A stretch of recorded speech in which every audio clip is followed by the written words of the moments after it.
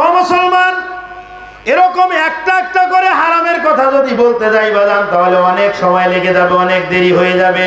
আমার ছোট্টবেলায় আমার নিজের চোখে দেখা আছে, মানুষ অনেক সময় ছোট্ট জিনিসকে গুরুত্ব দেয় না। হযরতে আলী রাদিয়াল্লাহু তাআলা আনহু বলতেছেন যে ভালো করে লক্ষ্য করো, মানুষ কিন্তু পাহাড়ের সঙ্গে উচট খায় না, ছোট্ট একটা পাথরে উচট খায়। 5 তলা বিল্ডিং এ উচট খেয়ে পড়ে যায় কেউ?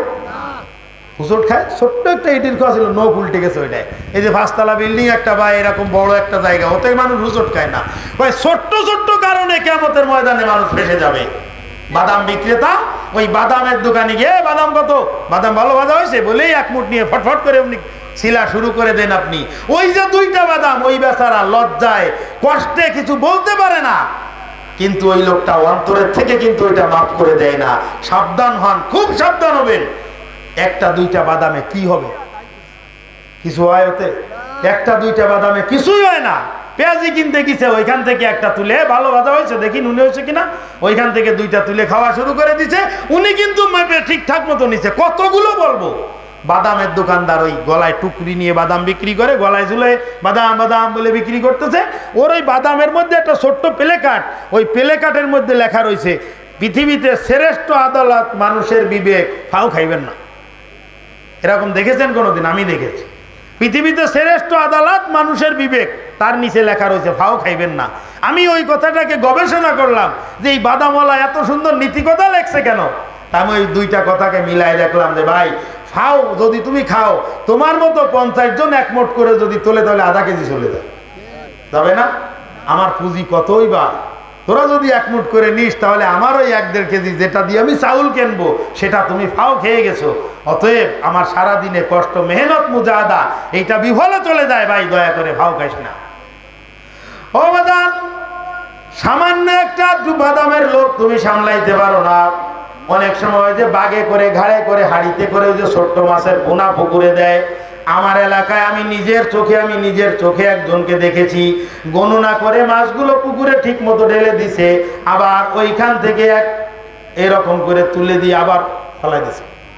মানে ঠিক মতো গুনে নিছে, কিন্তু গুনে নেওয়ার পরে যাওয়ার সময় দেখি ওইখানে হাত দিয়ে ওইখান থেকে আবার কটা তুলে নিছে। এই যে মাছগুলা, এই মাছগুলো হলো হারাম হয়ে গেল না? কথা কয় না, হারাম হয়ে গেল না? ইত্তাকিল মাহারিমা তাকুনা আবাদান নাস, সমস্ত রকমের হারামের থেকে বেঁচে থাকো, তাকুনা আবাদান নাস, তাহলে মানুষের মধ্যে তুমি সবথেকে বড় আবেদ হইতে পারবা। বড় বুজুর্গ হওয়ার জন্য সারা রাত তাহাজ্জুদ নামাজ আদায় করার প্রয়োজন নাই বাজার। ফরজ, ওয়াজিব, সুন্নাতে মুআক্কাদা ঠিক মতো আদায় করো, কিন্তু সমস্ত রকমের গুনাহ থেকে তুমি বেঁচে থাকো। ও বাজানে এটা একটা বাজার, নোয়াখালী একটা বাজার। অনেক ব্যবসায়ী কথা শুনতেছেন, খেয়াল করেন। একটা ব্যবসায়ী ব্যবসা করতেছে, কিন্তু লাভ হয় কম।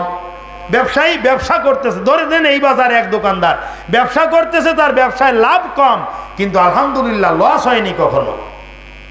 আর একটা ব্যবসায়ী টাকায় টাকা লাভ হয়, 1 টাকায় 1 টাকা লাভ হয়, কিন্তু হঠাৎ করে 2-3 বছর পরে হঠাৎ করে 20, 25, 30 লাখ টাকা খসে যায়, লাভ মানে লস হয়ে যায়। এই রকম হয়। তাহলে এই ব্যবসায়ী লাভবান বেশি, নাকি যার লাভ কম কিন্তু লস হয় না, ওইটি লাভবান বেশি? বলেন তো। যার লাভ কম কিন্তু লস খায় না, বাড়ি খায় না, ওই ব্যক্তি লাভবান বেশি। আমি এই কথা বলতেছি বাজান, ইবাদত কম হোক কিন্তু গুনাহ না থাকুক, ইবাদত কম কিন্তু গুনাহ না থাকুক, তাহলে আপনি ব্যবসায়ী লাভবান বেশি। ইত্তাকিল মাহারিমা তাকুনা আবাদান নাস, সমস্ত রকমের পাপাচার থেকে ফিরে থাকো, বিরত থাকো, তাকুনা আবাদান নাস, মানুষের মধ্যে সবথেকে বড় আবেদ তুমি হইতে পারবা। ও বাজার, পর্দার অন্তরালে আমার মা বোনেরা আছে, তাদের জন্য একটা হারামের কথা বলি। মারাত্মকভাবে মা বোনদের মধ্যে বর্তমান সময়, বর্তমান পরিস্থিতিতে মা থেকে বোনদের অবস্থা সব থেকে বড় ভয়ানক, খারাপ, মারাত্মকভাবে খারাপ। ভালো করে লক্ষ্য করেন। ও পর্দার অন্তরালের মা, তোমাকে একটা কথা বলি, তোমাকে যেই কথাটা আমি বলতে চাই সেটা হলো খাস পর্দার মধ্যে জীবনযাপন করো। আল্লাহর নবী তোমাকে 4টা নসিহত করেছেন। মিশকাত শরীফের 271 পৃষ্ঠার মধ্যে হাদিস আসছে, আলমারআতু ইযা সাল্লাত খামসাহা ওয়া সামাত শাহরাহা ওয়া আতাআত বালাহা ওয়া আহসানাত ফারজাহা ফালতাদখুলিল জান্নাতা মিন আইয়ি আবওয়াবিন শাআত আও কামা ক্বালা আলাইহিস সালাতু ওয়াস সালাম। আল্লাহর নবী বলেন, ও দুনিয়ার মহিলারা, দৈনন্দিন 5 ওয়াক্ত নামাজ গুরুত্ব সহকারে আদায় করো। অসমত শাহর, রমজানের 1 মাস রোজা যদি ঠিকমতো রাখতে পারো। ওয়া তাআত বালাহা, এবং তোমার আচরণে যেন তোমার স্বামী অসন্তুষ্ট না হয়। ওয়া আহসানাত ফারজাহা, এবং খাস পর্দায় থাকো। এই 4টা কাজ যদি তুমি করতে পারো, ফালতাদখুলিল জান্নাতা মিন আইয়ি আবওয়াবিন শাআত, আমার নবী বলতেছেন ওই মা বোনের জন্য জান্নাতের 8টা দরজা খোলা থাকবে। জোরে বলেন সুবহানাল্লাহ। যে কোনো দরজা দিয়ে তুমি জান্নাতে যেতে পারবে। অনেক লম্বা কথা বলার মতো সময় নাই। পর্দার অন্তরালের মাকে বলতেছি, মাকে ভালো করে লক্ষ্য করো। ঝিনুকের মধ্যে মুক্তাটা যেমন সংরক্ষিত থাকে, খাস পর্দার মধ্যে তুমি ওই রকম ভাবে সংরক্ষিত থাকবা। ঝিনুকের থেকে ওই মুক্তা পাথরটা যখন বের হয়ে যায়, বের হয়ে যাওয়ার পরে স্বর্ণকারের হাতুড়ির নিচে পড়ে, লোহার মধ্যে পড়ে। কথা বলেন, পড়ে কি পড়ে না? তুমি যখন পর্দা ছেড়ে বাহিরে বের হয়ে আসবা, বর্তমান আধুনিক নারীবাদী সংগঠন তোমাদেরকে রাস্তায় নামাই দিতে চায়, তোমার ইজ্জতটাকে পুলিশের হাতে নিলাম করে দিতে চায়, তোমার ইজ্জতটাকে বাসের নিচে মিলিয়ে দিতে চায়, তোমার ইজ্জতটাকে দলের নেতা কর্মীদের উপভোগের বস্তু বানাইতে চায়, তোমাকে বাজারের শোকেসের মধ্যে প্রদর্শনের জিনিস বানাইতে চায়। আল্লাহ এবং রসুল তোমাকে জান্নাতের হুরে পরিণত করতে চায়। আল্লাহ এবং রসুল তোমাকে জান্নাতে হুরে পরিণত করতে চায়। ও মা, তুমি এমন একটা বাগানের এমন একটা গোলাপ, যেই বাগানের মধ্যে আরেকটা গোলাপের নাম হযরতে ফাতেমাতুজ জোহরা, ওই বাগানের আরেকটা গোলাপের নাম হযরতে আয়েশা সিদ্দিকা, ওই বাগানের আরেকটা গোলাপের নাম হযরতে খাদিজাতুল কুবরা। দুনিয়ার মধ্যে যদি খাস পর্দা করে তুমি জীবন যাপন করতে পারো, কিয়ামতের ময়দানে এই সমস্ত মহীয় শিরোমণির সঙ্গে তুমি জান্নাতে যাবা। জোরে বলেন সুবহানাল্লাহ। মারাত্মকভাবে একটা বিষয় খুব সজাগ দৃষ্টি রাখবেন। সব জায়গায় বলতেছি বাদান এই কথাটা, সজাগ দৃষ্টি রাখবেন। বর্তমান সময় একটা মারাত্মক বাজে মিশন বের হয়ে গেছে। মুসলমানের মেয়েরা প্রেম করতেছে হিন্দু ছেলেদের সাথে। পেপার পত্রিকা খুলে দেখেন, খবর আসতেছে সমস্ত জায়গা থেকে। ও মুসলমান, কি হইলো? আমার মেয়ে কোথায় যাচ্ছে, কি করতেছে, কার সঙ্গে মিশতেছে, কোনো খবর নেই। আমি ব্যবসা করতেছি তো করতেছি, আর আমার গিন্নি সে সংসার করতেছে তো করতেছে। এদেরই মেয়ে শুক্রবারেও কোচিংয়ে যায়, 21শে ফেব্রুয়ারিতেও যায়, 26শে মার্চেও যায়, 16 ডিসেম্বরেও যায়। কথা বলে এই যে কটা দিনের কথা বললাম, বাংলাদেশে অন্তত স্কুল কলেজ খোলা থাকে কয়দিন? আমার বাস্তব এক্সপিরিয়েন্সের ঘটনা বলি বাজান, আপনারা বলেন তাই বলি। মেয়ে এরকম এক জায়গায় গিয়ে অঘটন ঘটায় ফেলেছে। অঘটন ঘটায় ফেলার পরে বাপ ছেলের নামে কেস করবে, ছেলের নামে কেস করবে। আমি বলতেছি ছেলের নামে কেস করে লাভ কি? যদি কোনো রকম মানায় ছাড়াই নিয়ে যাওয়া যায় তাহলে ঠিক করে দাও, ওই সমস্ত কেসাকেসির মধ্যে যাই লাভ নেই। হুজুর এ মেনে নেওয়া যায় না, ওই শয়তান এই বলে অকথ্য ভাষায় ছেলে আর ছেলের বাপ মারে তুলে গালাগালি করতে। মেজাজটা খারাপ হয়ে গেছে মাদ্রাসায় বসে। আমি বলতেছি বাড়িতে গিয়ে ফুলো কুঞ্চি নিয়ে মেয়ের কাছে, ফুলো কুঞ্চি হাতে নিয়ে মেয়ের কাছে জিজ্ঞাসা করো কি ঘটনা কি, তারপরে যে পরে ছেলেরে গালাগালি করো। এর পরের দিন বিকালবেলায় ফোন করে হুজুর একটু দেখা করতাম, আমি অমুক জায়গায় আছি, আসেন। চলে গেছে। যাওয়ার পরে বলতেছে আপনি কিভাবে বুঝতে পারলেন জিনিসটা?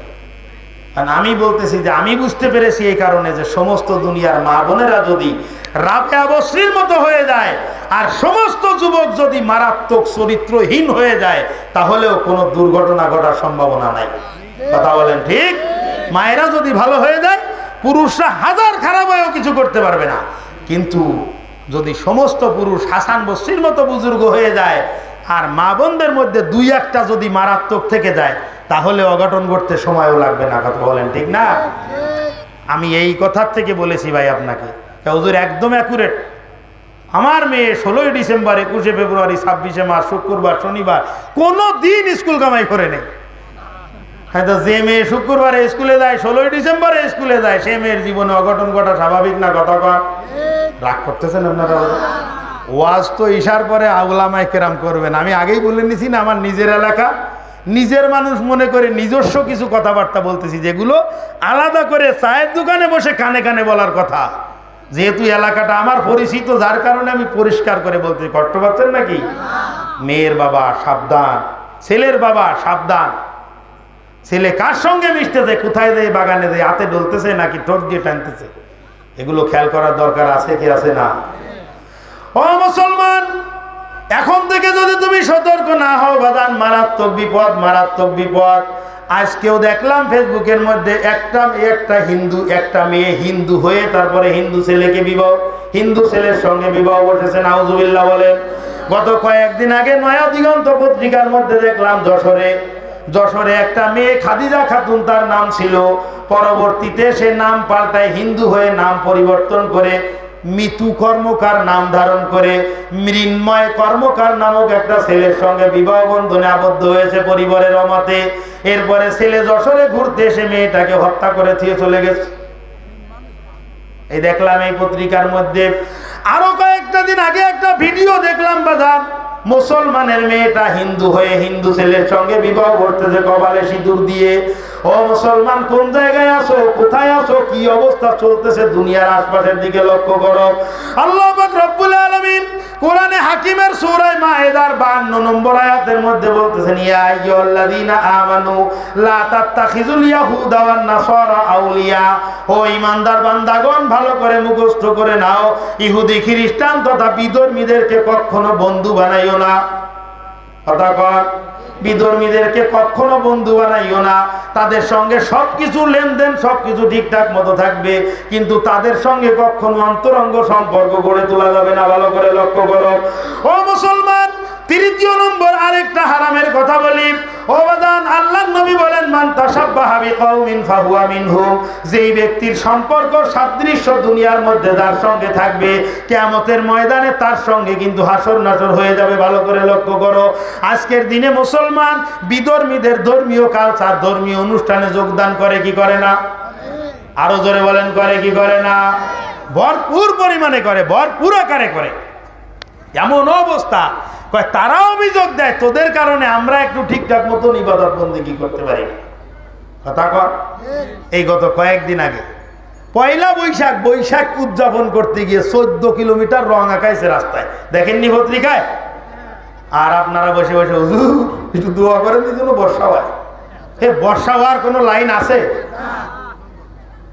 বর্ষা হওয়ার কোনো সুযোগ আছে? এই সমস্ত পাপাচার, এই সমস্ত অপকর্ম যদি দুনিয়ার মধ্যে হয়, বাংলাদেশের সর্বোচ্চ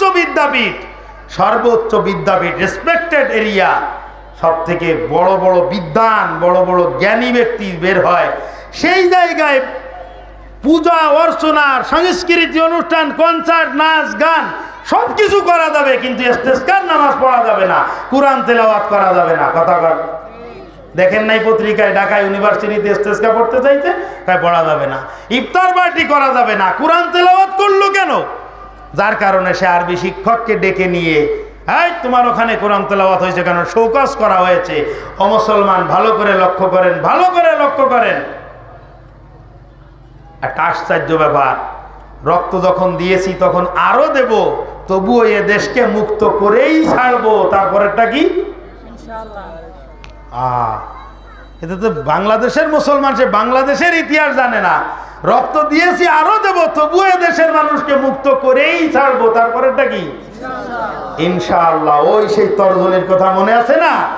যেই দেশটার স্বাধীনতার ভিত হলো ইনশাআল্লাহর উপরে, সেই দেশের সর্বোচ্চ বিদ্যালয় ইস্তেসকার অনুমতি না পাওয়া, যে দেশের প্রধানমন্ত্রী তাহাজ্জুদ গুজার, আমরা পেপার পত্রিকায় পড়ি, যেই দেশের 90-95-92% মুসলমান, যে দেশের মন্ত্রী মিনিস্টাররা হজ করে প্রতি বছর, সেই দেশে ইস্তেসকার নামাজের অনুমতি না পাওয়া, সেই দেশের মধ্যে কোরআন তেলাওয়াত করে কৈফিয়তের সম্মুখীন হওয়া, এটা মুসলমান হিসাবে নিতান্ত লজ্জার বিষয়। কথা বলেন ঠিক? এটা মারাত্মক লজ্জাস্কর বিষয়। এটা আমরা আশা করি নেই, এটা আমরা আশা করি না।